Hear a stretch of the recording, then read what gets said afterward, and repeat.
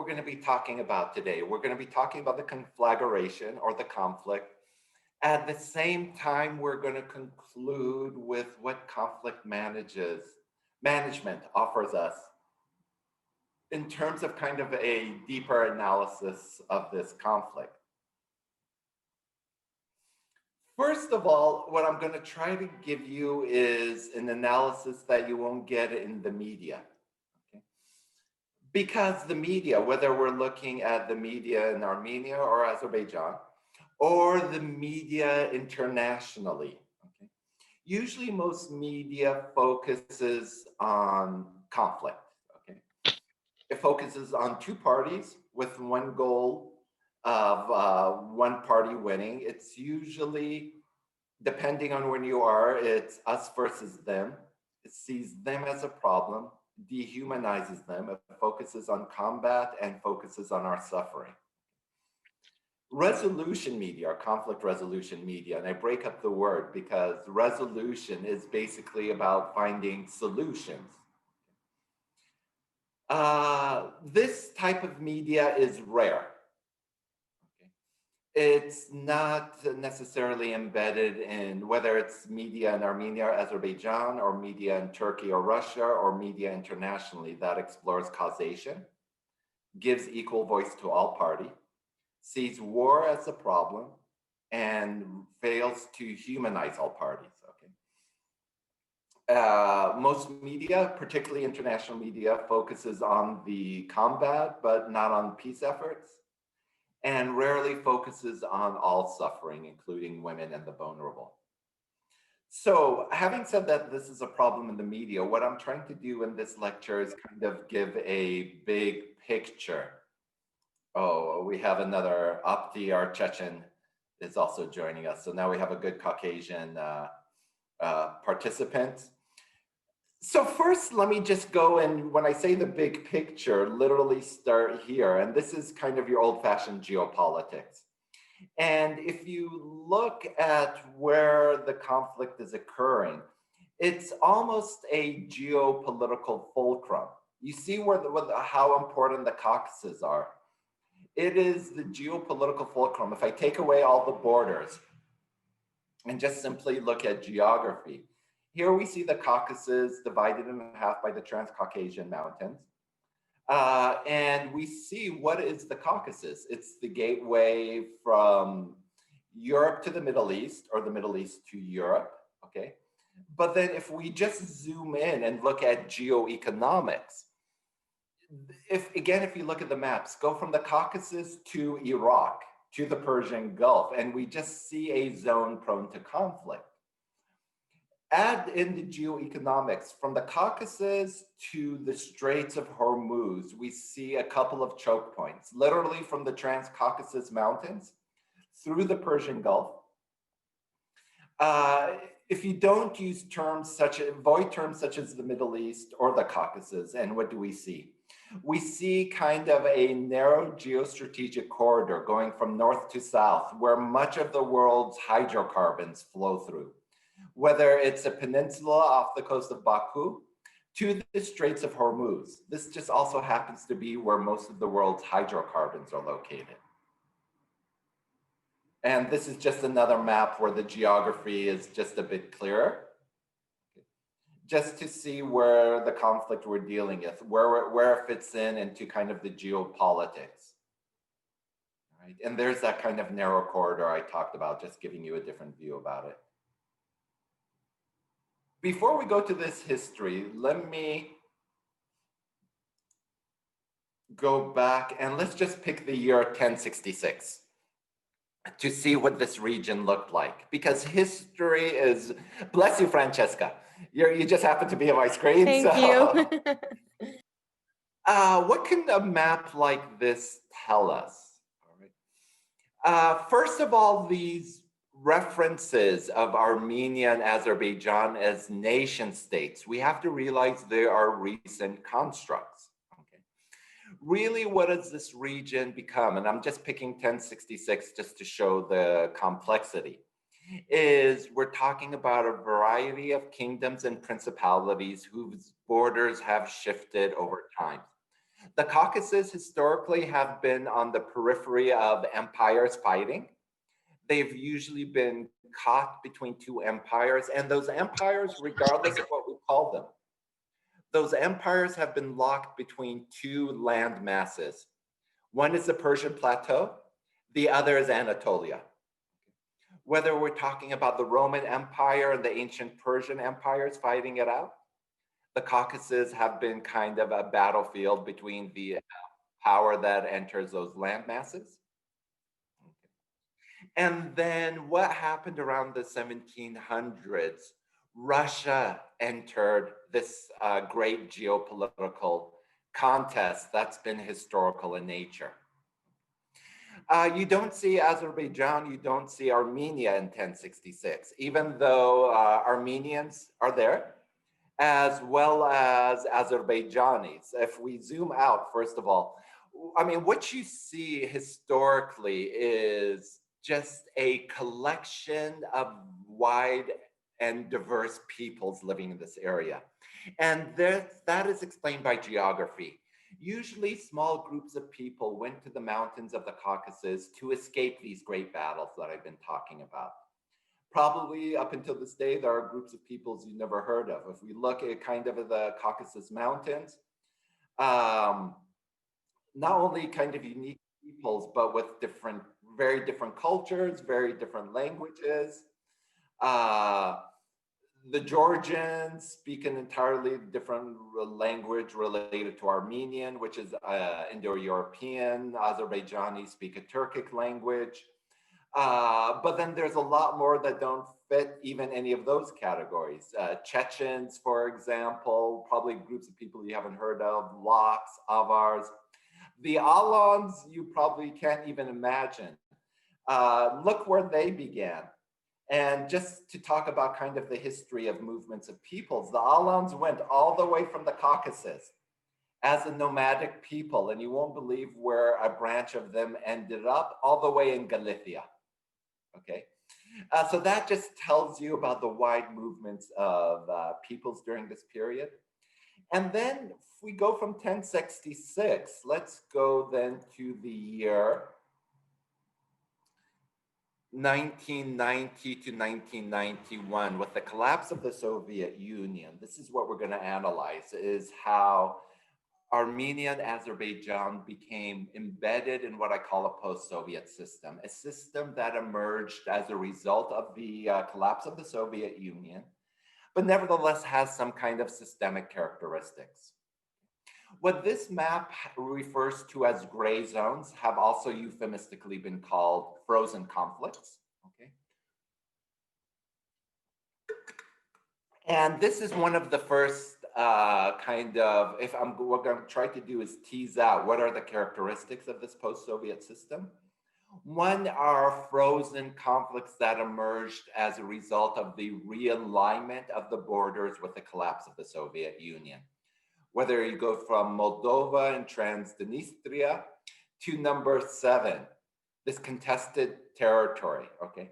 It had its roots in a conflict that began in the 1990s. Within the post-Soviet system, we could speak of a system that is where a subsystem occurs in the Caucasus. And in this subsystem, we've had conflict since the 1990s. Okay, so what can we characterize as the conflicts of the Caucasus system? In other words, a very contested region. We had 2 Chechen wars that began in the mid-90s. Okay. We had the war in Georgia that began in 2008. The mid-90s also witnessed a conflict between Armenia and Azerbaijan. And out of all those gray zones, or what are called frozen conflicts, it said, well, what term do we use for it? The conflict started to heat up.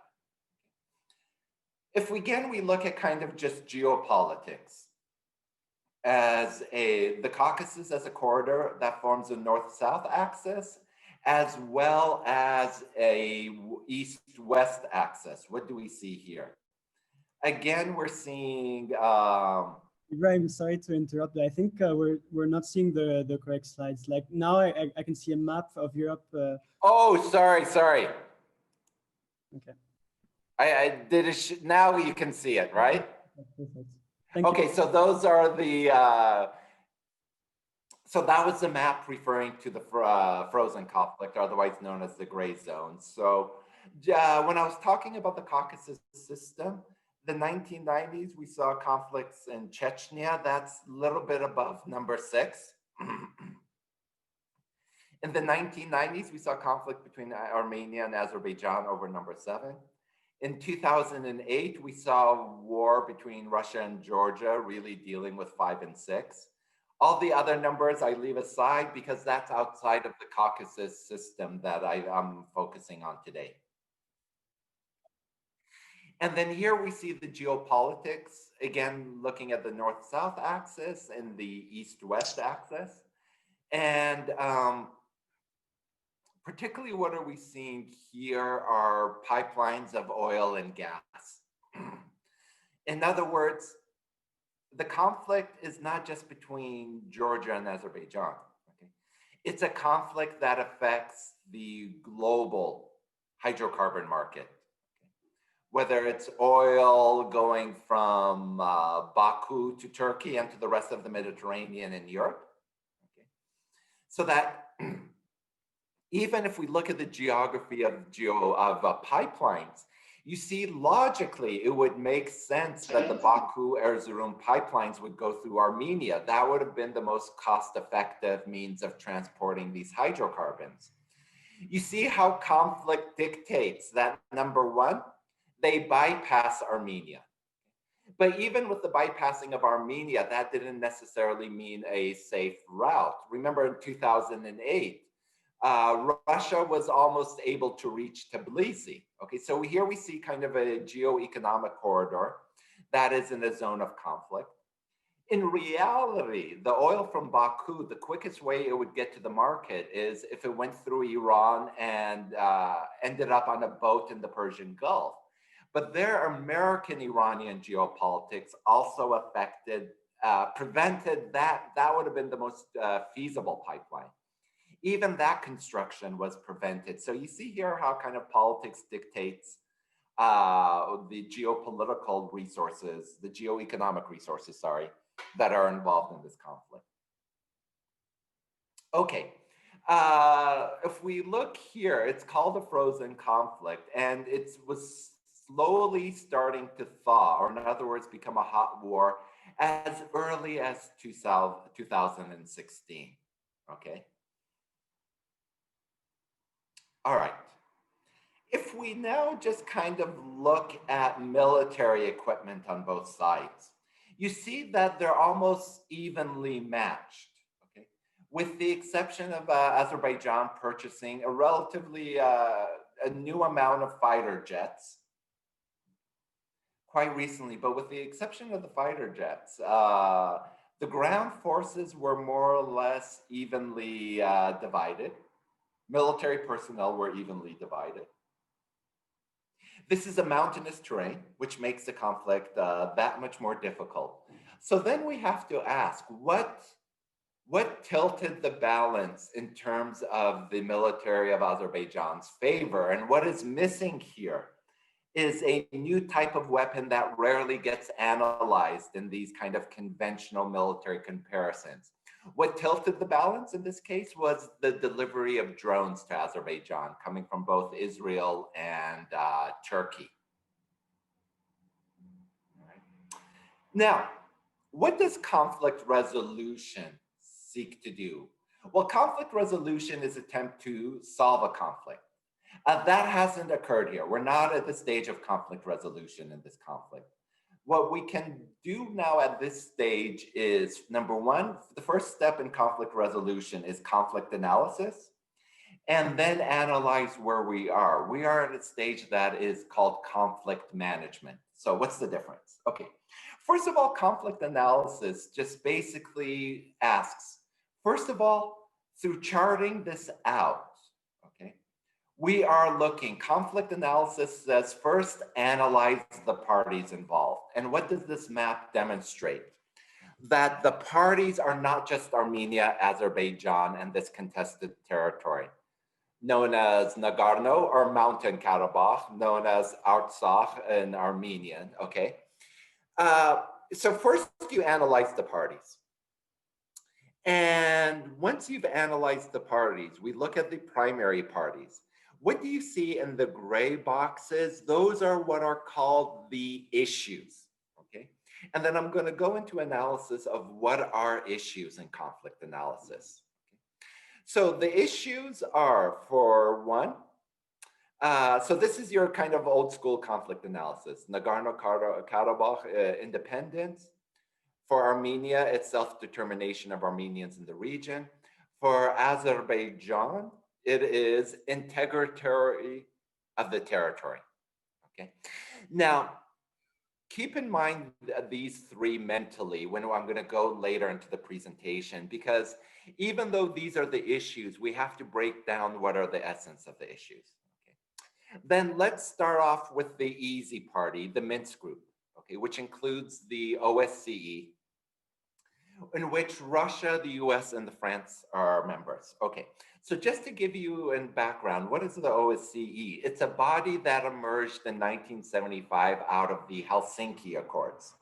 The OSCE was meant to be a body that would coordinate between members of NATO and the Soviet Union, as well as the Second World Soviet bloc, pro-Soviet bloc nations, as well as even some countries that are not members of NATO. It was meant to be a coordinating body. After the Cold War, the OSCE was maintained because it was one of the few forums in which Russia and the US could communicate with each other. The Minsk group, there are two Minsk groups, so don't conflate them. The first Minsk group was meant to be a multilateral conflict management body to deal with the conflict between Armenia and Azerbaijan. You have another Minsk group that is meant to manage the conflict between Ukraine and Russia. On the borders of the conflict zone in Ukraine and Russia, the OSCE monitors are there to monitor the conflict. We're going to see who is, the OSCE was a diplomatic body that was meant to manage the conflict between Armenia and Azerbaijan. I would argue it's been relatively unsuccessful in managing both conflicts. Okay. Then if we go down, what other bodies do we see here? We see Iran, Russia, and Turkey. And now you see what's complicated in this matter is weapons are provided by Russia to both sides. Now you see something quite interesting. You see Iran since the 90s has given official support to Armenia. Now this is counterintuitive. Right? Iran is a predominantly Shia Muslim country, so is Azerbaijan. You would think by that logic, Iran would be supporting Azerbaijan. Which brings us back to a theory that also emerged in the early 90s called the Clash of Civilizations by Harvard political scientist Samuel Huntington, whose basically prognosis for the world after the Cold War was that instead of first, second, and third world, the world would be divided by civilizational blocks in conflict with each other. Basically, he prophesied that there would be a Western world in conflict with an Islamic world, an Orthodox world in conflict with everyone else, a Cynic civilization, that is the civilization of China, in conflict with the Western world. Already when we do conflict and mapping, as this slide is attempt, we already see the Clash of Civilizations was a theory from the 1990s. And just like a lot of things from the 1990s, just like the TV series Seinfeld, they offer us a glimpse into the 1990s, but they offer also nothing new. Okay, pick Seinfeld or Friends, one of those TV shows. They're ossified material from the 1990s. And I say, why do they offer us nothing new? Because even Iran back in the 90s was supporting, Shia Iran was supporting Orthodox Christian Armenia, which tells us what? This is not a clash of civilizations. This is not the Christian Orthodox world in conflict with the Islamic world. Counterintuitively, Iran was supporting Armenia because Azerbaijan was basically prioritizing its ethnic identity over its sectarian identity, which brought it into alliance with Turkey. Turkey in the 90s, remember, is a member of NATO, it's pro-West, which would put it in conflict with Iran. Do you see how old-fashioned realist geopolitics, not a clash of civilization, was at work here? Iran sided with Armenia then, and during the latest round of the conflict, Iran really tried to balance between the two, okay? But did not side with their fellow co-religionists. It's the same with Russia. Both Armenia and Russia are Orthodox cultures, according to Huntington. But again, what occurred in this latest round of conflict? Russia was also siding with Azerbaijan. And despite their commonality of Orthodox civilization, Russia had kind of a lukewarm relationship with Armenia's current government as a result of its leader, Pashinyan, coming to power through a velvet revolution, which Russia is wary of. So what does this recent conflict teach us? Number one, the clash of civilizations, the Caucasus. It's often said the Caucasus was the graveyard of the Russian Empire because so many Russians died in conflict there, particularly in Chechnya. The Caucasus could also be the graveyard, if you will, of Huntington's theory. Everything that happens in the Caucasus really kind of undermines his theory. Now, what are we seeing also on this analysis is basically the first great, conflict of the 2020s. If we think of conflict in the 2020s, what is this in the harbinger of? Is that those conflicts that we thought were frozen in the middle of the 1990s are coming back, that they could come back due to any spark that reignites it and unthaws these frozen conflicts. So that's what it shows us. Okay. Now, what characteristics of the post-Soviet system are there? And what can we now say, where does this recent conflict fit in? Number one, with the post-Soviet system, we've had societal insecurity. What do we mean by that? With the collapse of the Soviet state, we've had societal insecurities. Societal insecurities include struggling to make, just struggling in your daily life, dealing with corruption. And this goes for all the former Soviet states, corruptions of the governing elite, corruption of the police, the rise of mafia. Number two affects the Caucasus. With the collapse of the Soviet Union, all of a sudden the internal borders of the Soviet Union became contested borders. Number three, we see this a demand for strong leaders, whether it's in Armenia, Azerbaijan, Georgia, or Russia itself. Or Ukraine, for example, and think of all the political elites there, we see number three. Number four led to resurrection of both new and old identities. New identities include creating new identities such as in Ukraine, for example, instead of a Ukrainian identity, now you have new identities forming in Donetsk and Luhansk, for example, the contested zones there. Creating a new Republic of Artsakh, for example, is creating a new identity for this, territory. Finally, we have geopolitics at stake. Both the NATO, EU, and Russia are involved. That's still your old-fashioned geopolitics. Number six, we've seen new technology leading to new information wars. During the Cold War, there was no Russia Today. During the Cold War, there was no digital media.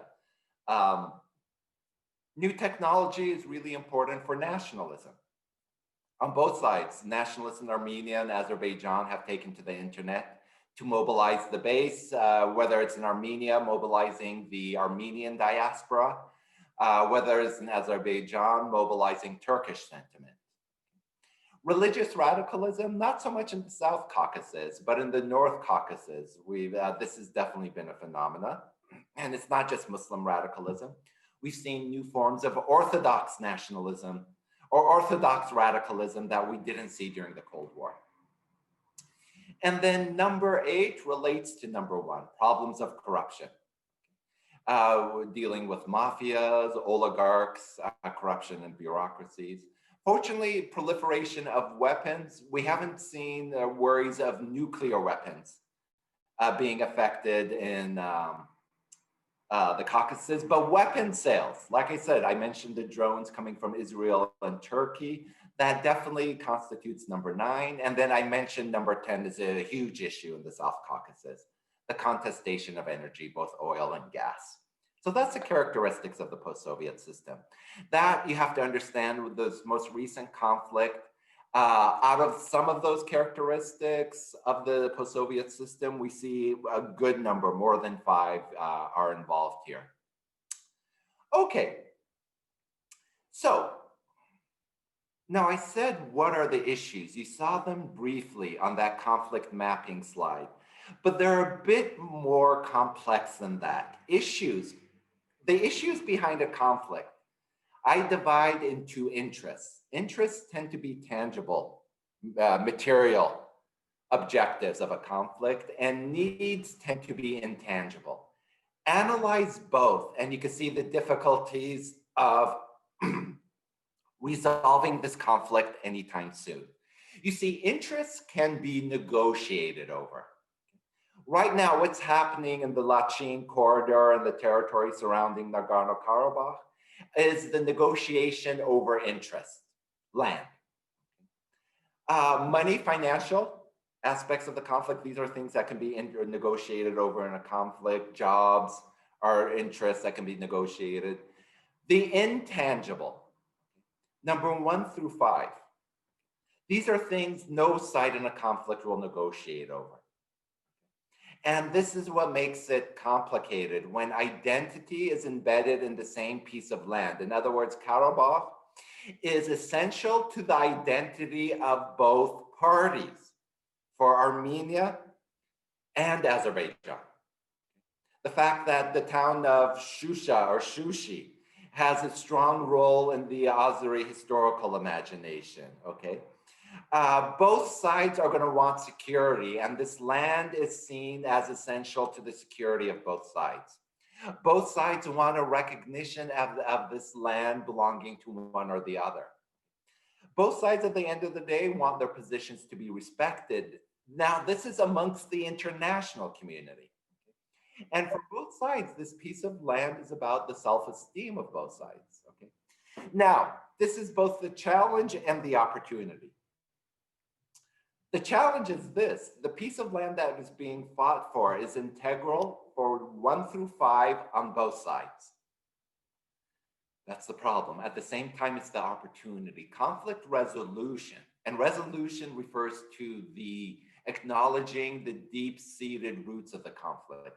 Resolution will only happen when both Armenia and Azerbaijan realize they both have 1 through 5 in common, and can find a way to accommodate numbers 1 through 5 in a mutually cooperative process. I don't see that happening anytime in the near future, unfortunately.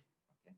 Because really what happened was, the 1990s conflict was a conflict of 1 generation in Armenia and Azerbaijan.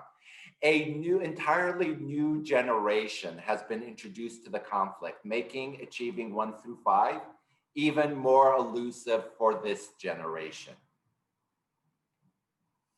In other words, what has just happened?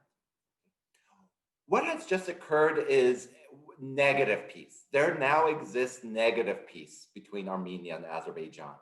What you're going to have is, with Russia deploying Russian peacekeeping forces, the minute you say peacekeeping forces, you're acknowledging that this is negative peace. You have a cessation of the direct violence. What's going to be more challenging for the future is creating a positive peace, or what's called peace building. This looks at removing the structural roots of the conflict, dealing with injustices on both sides, and there are injustices for both sides, and by acknowledging the cultural violence that needs to be changed by changing attitudes. Rarely has positive peace been achieved in our lifetimes. And this is what's going to be the challenge going forward. Very good. I'll conclude there. This was me just trying to give you a bigger picture, something that you just could not get in the regular media. And let's open it up for comments or questions. Hi, Ibrahim. Thank you very much for this very interesting presentation. Really fascinating to hear all the sides and the origins of the conflict.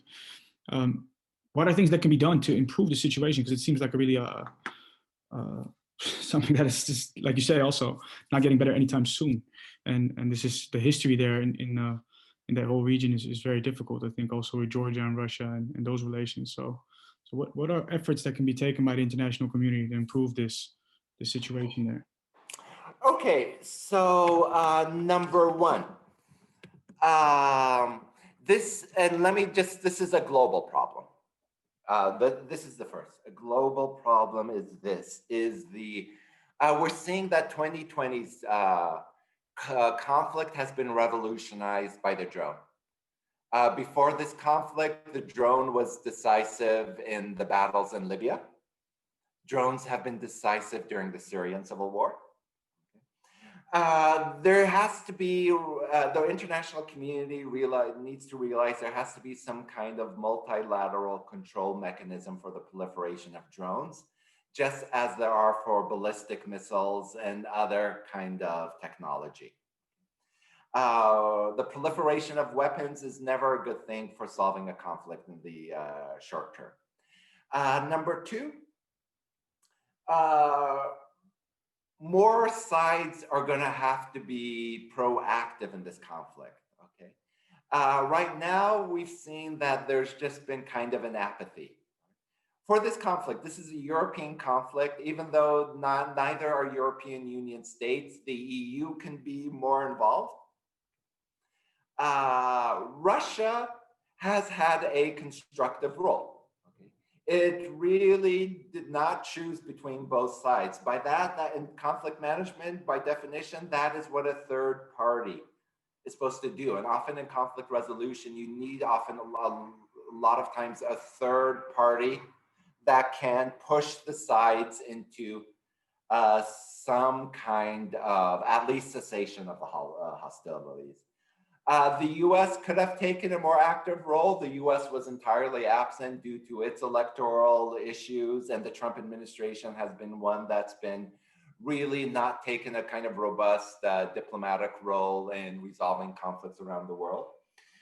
So right now, I would say I guess the most pressing issues are number one, paying attention to this conflict. Now that the fighting has stopped, most likely the international community would not put much attention into this, and that would be a mistake. Okay. So number one, not kind of keeping the eye on the ball in the euphemistic sense. Okay. And number two, dealing with the more material aspects, creating kind of robust mechanisms that will, because what's going to be the instinct of both sides is to remilitarize.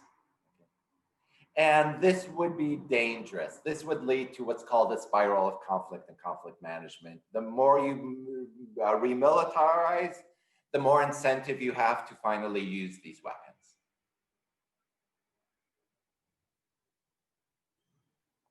Francesca? Hi. So my question is that, like, if a positive peace process or a peace building process were to like take place at this moment or in the near future, what would you say are the most pertinent areas that action needs to be taken on to like do this process correctly? Okay, so for positive peace usually to occur, it's going to have to be open borders, resettling refugees, regardless, let them choose where they want to be home. So first you have to deal with internally displaced peoples. That means opening of borders. And opening of borders is not just about resettling IDPs. Both sides are gonna have to get to re-know each other. Now, what do I mean by re-know each other? During the Soviet Union, you often had interactions between Armenians and Azerbaijanis. For the most part, they lived side by side. It's only with the collapse of the Soviet Union, with the realization that new borders were going to come into being, that tensions were going to escalate. So you're going to have to recreate the past in some sense. Positive peace can only get built, and it usually takes decades with cultural exchanges. Okay, and this is the other major element: the proxy powers leaving the countries alone. This would mean Turkey not trying to maximize its interests. It would mean Russia not trying to do the same, but letting the two parties work it out amongst themselves. It would mean shared media, okay? Channels that, both countries share a common language. They both share Russian as a common language, but actually creation of media by both Armenians and Azerbaijanis. That's why positive peace is so hard to build. It usually is a decades-long process. Those are just a couple of examples that immediately come to my head. If it's all right, I would like to follow up on your response just now. Do you believe that even if you say it might take decades and so on, do you believe it's at all possible to make this positive peace, to bring the people together? That's a good question, Apti, because my answer is a normative one, what should be done. Now, if you ask me realistically, that's an entirely different story. Conflict resolution is based on kind of normative standards, what should be done in an ideal world to achieve peace. What will be the reality, though, Apti, is I don't see this anytime soon, unfortunately, because rarely when a conflict is so fresh can this happen. And I'll just give you another example that I've studied. So, and keep in mind, I do a program in Prague that it tries to achieve this by bringing Armenians and Azerbaijanis together. And even last year, pre-pandemic year, I could see the tensions on the horizon. I knew the time wasn't ready. And there's a word in conflict resolution for this. The time is not ripe for a peace. Kosovo and Serbia. This is another example. The war happened in 2008. Even a decade later, they still can't talk about it. Okay. So there you go. Already a decade later, they're still not even in a position to even talk about anything that would be needed to resolve it. So, Apti, to answer your question realistically, would positive peace emerge? I mean, I've mentioned what needs to happen. Now, realistically, will any of this occur anytime soon? Unfortunately, I'm skeptical. Talman had his hand up. Talman? Yes, I wanted to ask a question. So, Professor Ibrahim, when do you think Russian peacekeepers will leave the disputed region? Oh, that's a good question. Never. Because you see, the minute Russian peacekeepers come, think of the Russian peacekeepers in Tajikistan. I mean, this is a way for Russia to project power. I mean, since the collapse of the Soviet Union, they've been there in Tajikistan. Would Russia give up its position of stationing troops south of the Caucasus? I can't imagine that happening. If I was from the Russian perspective, this is a geopolitical win.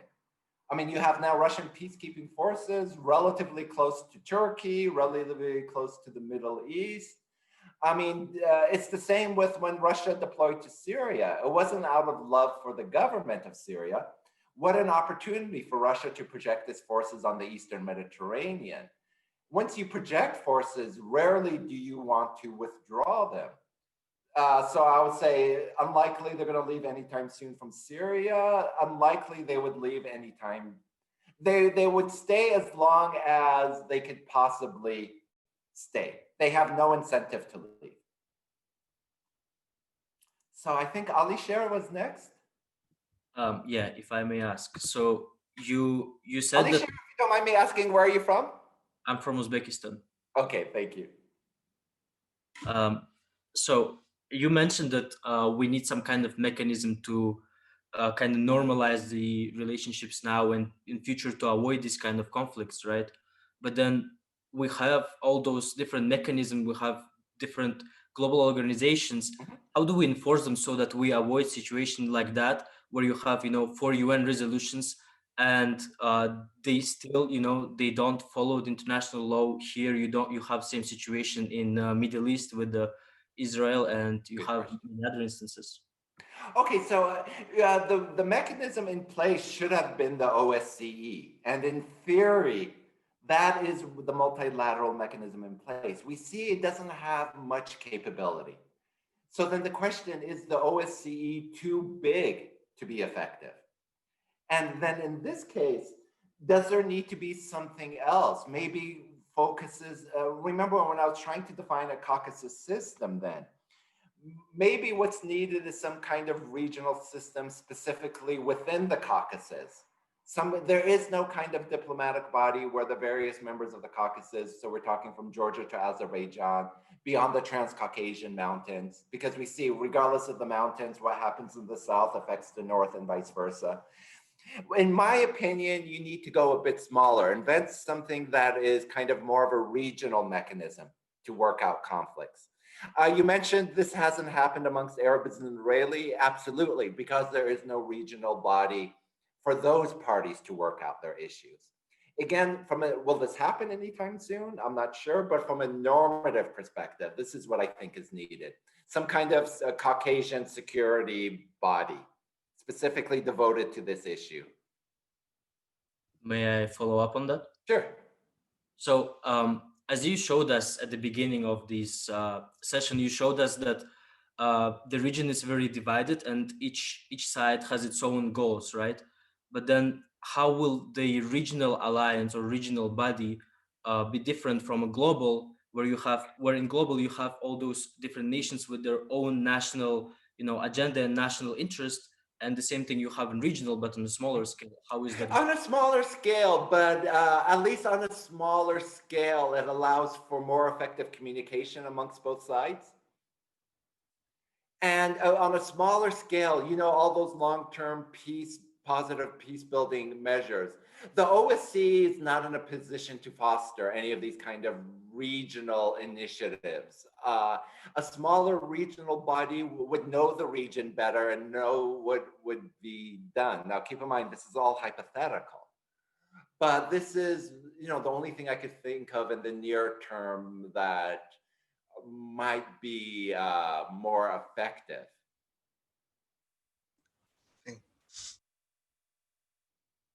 Somebody else had their hand up? Yeah, it's me. I was saying that it's impractical because there's no second example of a regional organization that can stop conflicts between two countries. Because you face conflict of interests, and you have two different armies clashing one side by side, and you cannot have regional organization that will stop this without having a military unit itself. Oh, no. I don't mean a regional organization like NATO. I'm talking about a regional organization that's diplomatic in nature, okay? Okay. If there's a let's look at the European Union.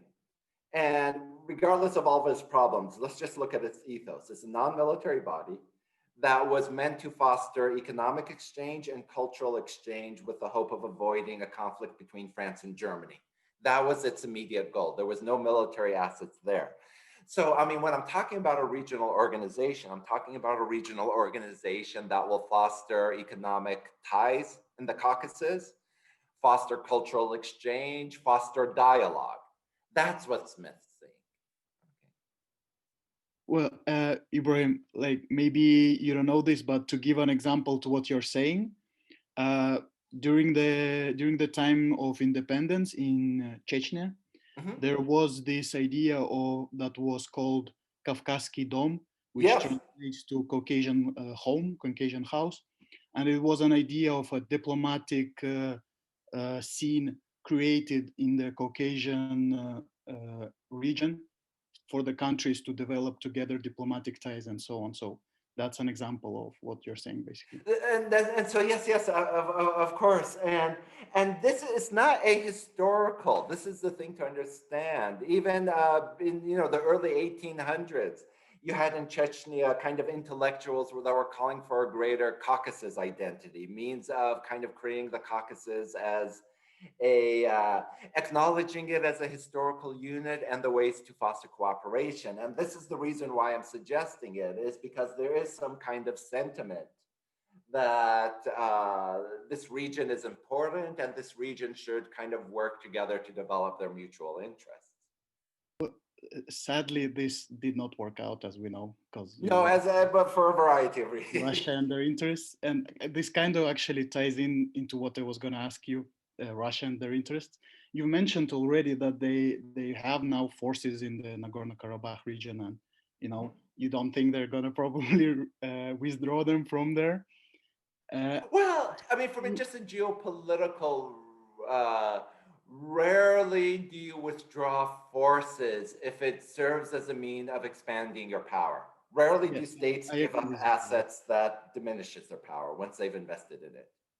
Do you, like building on top of that, do you believe that, because I see many political commentators, for example, in Ukraine, mention that they're afraid that this was a major geopolitical gain for Russia. However, for me personally, it seems like Russia was losing in the region geopolitically with the loss of Armenia as their ally, as a strong ally, and they just wanted to save face in a kind of way.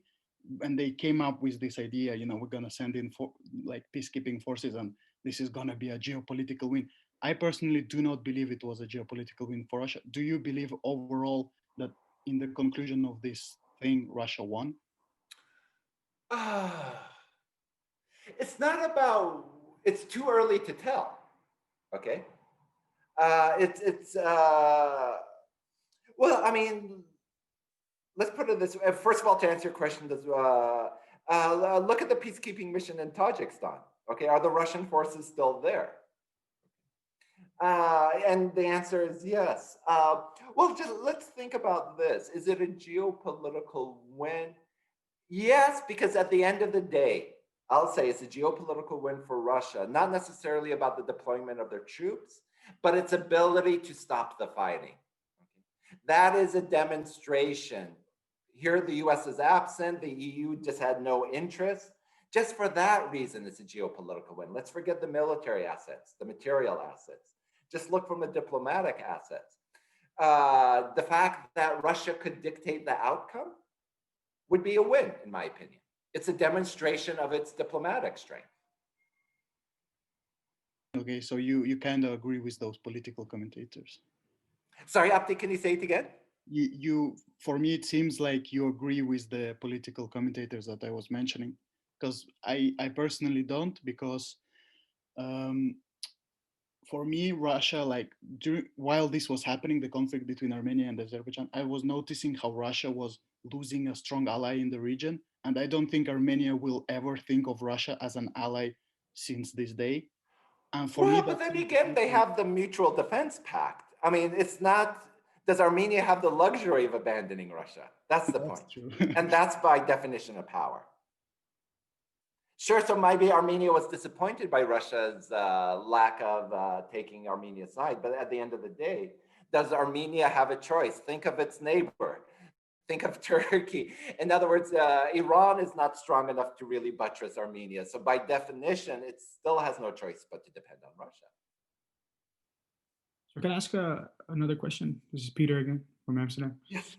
I'd just like to ask why does Europe choose not to take a more active role in this? What's stopping the EU from trying to? I'm sure the answer is COVID. You're already dealing with this problem. There's enough diplomacy dealing with kind of lockdowns, ensuring medical supplies. It was just an inopportune time. Hypothetically, even without COVID, though, I think the EU also just doesn't have kind of that long-term geographical imagination to realize that even in the Caucasus, this is still a European problem. But the easy answer would be yes, just the pandemic right now,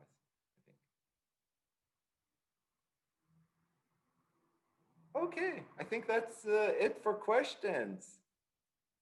Elias, do you want to have just a final word? Does someone want to add something, Abdi? No, go on. I've asked enough. It's okay. You can go ahead. No problem. It's fine. I'll go. Okay. So then, well, that's a wrap. Thank you very much, Ibrahim. It was amazing again. Yeah. Thank you. My pleasure. And yeah, this event was recorded, so maybe we'll share it to, if some people couldn't attend and still want to, yeah. If you, I don't know if you could, can you put it on YouTube? There was a lot of people outside of IE that were really, particularly a lot of those students from the Prague program were really interested. So for me, it's nothing, everything I've said you could put on YouTube. I don't mind. I guess you might have to get the permission of the people who spoke. Yeah. Tilman and Alisher. I'll ask Campus Life if there's like a procedure to follow. Yeah, ask them. And just let Campus Life know this would be great for highlighting